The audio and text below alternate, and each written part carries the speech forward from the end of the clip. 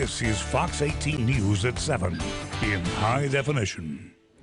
Good morning, everybody, on this Wednesday morning. I'm Redrick Terry. And I'm Alexandria Ikomoni. Thanks for watching Fox 18 News at 7. Let's get started with your local news, beginning with our top story. Right now, friends and family are mourning the loss of 28-year-old Brittany Wilson. Patricia Berry says Brittany was her best friend and spent nearly every day together. Wilson was working at the Big Ten Mart at 53rd Avenue and 18th Street in Bettendorf when someone came in to rob the store. She was shot to death during that robbery attempt. Police are now going over the store's surveillance video to try and identify her killer.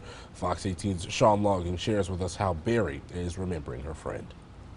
Just explain to her that we have pictures, but Aunt Brittany's in heaven right now. For Patricia Berry, she says there's no easy way. Trying to figure out how to tell a 4-year-old, someone that she's used to seeing almost weekly is not going to be around anymore. It's not easy. Patricia's daughter Lily was inseparable from Brittany Wilson. She meant everything to my daughter. I mean, if I was on the phone with Aunt Brittany, it was either listen to her scream because she wanted to talk to Brittany or let the little girl talk to Brittany. Since they met, Brittany was always someone Patricia could turn to. Always able to smile, even when things were not the greatest. Definitely impacted me and kind of helped me learn to do the same thing when I couldn't. And that's part of the reason I got so many pictures on here. why Patricia says she made Brittany Lily's godmother. Another one of her and my daughter. I'm also pregnant with what would have been her godson, so she's had a big, huge role in my life for the last decade. Patricia says it was just a few months ago when Brittany was excited about getting the job at the convenience store in Bettendorf. Said, well, at least you're working somewhere nice. Now Patricia says it's understanding why. I never thought I'd ever find out that my best friend was shot during an armed robbery while working in Bettendorf, of all places. Her hope is to find justice for Brittany. She didn't deserve to get shot doing her job. And from what I've been told, nothing was even stolen. So, I mean, my question is, was it even worth it? Sean Logging, Fox 18 News. This morning, a mother is planning a funeral when she should be celebrating her son's birthday. Family of Michael McGee are still trying to understand why he was shot and killed this past weekend. He was found on his mother's lawn in Rock Island. Now, yesterday was especially tough for the family because it would have been his 46th birthday. McGee left behind 4 children.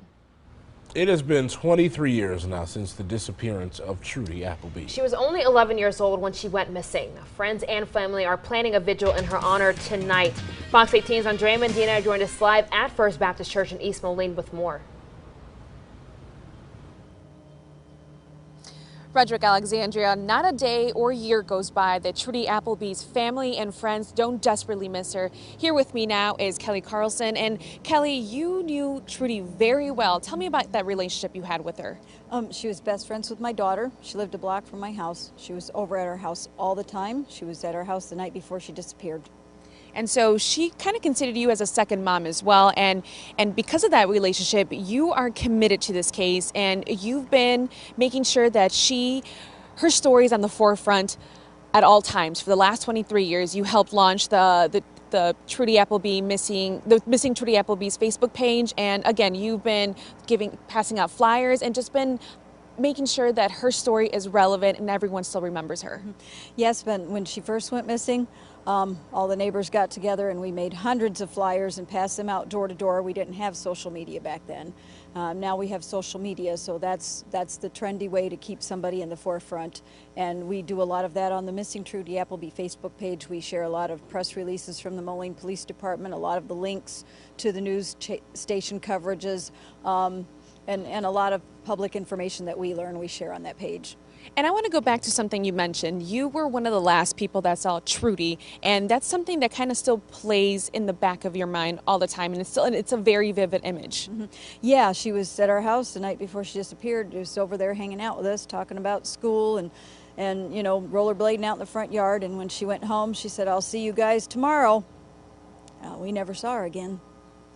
But you guys are not stopping. You guys are continuing to look for her and try to get as much information as possible. So I want to bring up a picture. So this picture right here is a picture that's very familiar, and most people have seen it all around on social media and on TV, on flyers.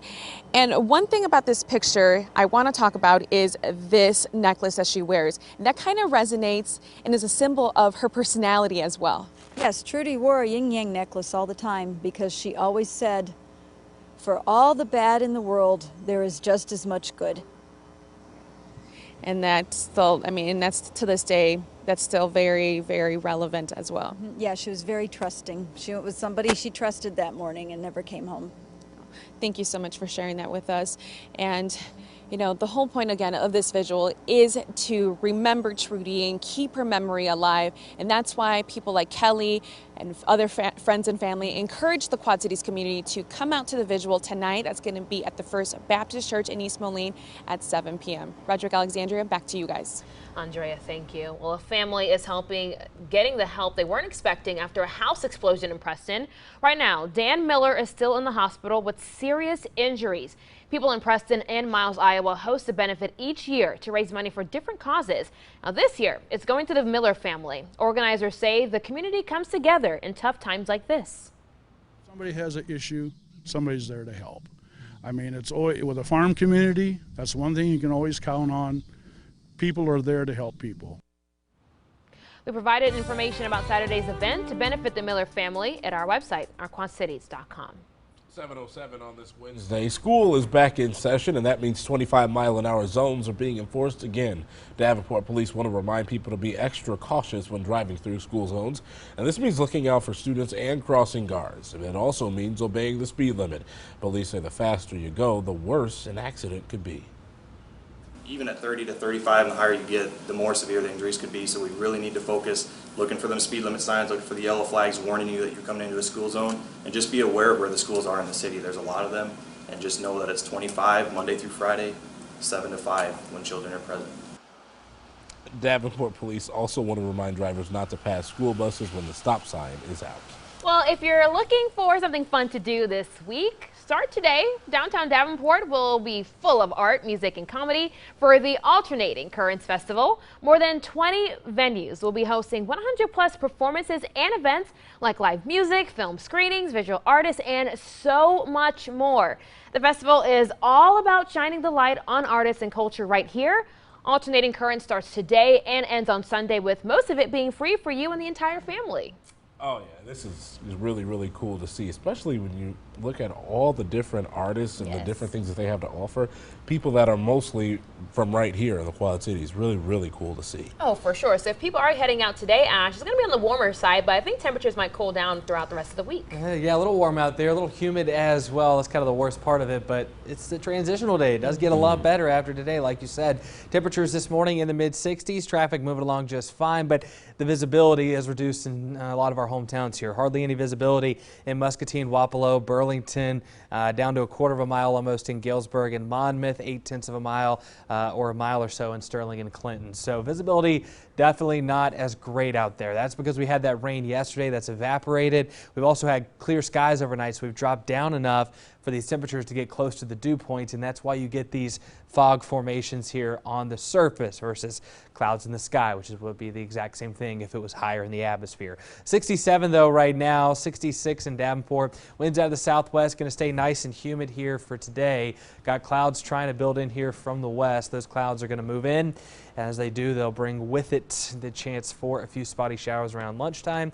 Temperatures peak in the lower 80s here this early afternoon, and then from there back down again. So things will get a lot more comfy in the days to come.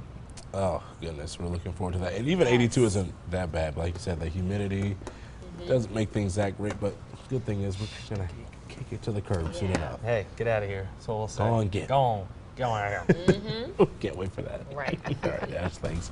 Coming up, can you guess which movie these dogs will soon be starring in? The time now is 7:10. You're watching Fox 18 News at 7. Fox 18 News is live at 7 with Redrick Terry, Alexandria Ikomoni, and meteorologist Ash Simpson. You're watching Fox 18 News at 7 in high definition.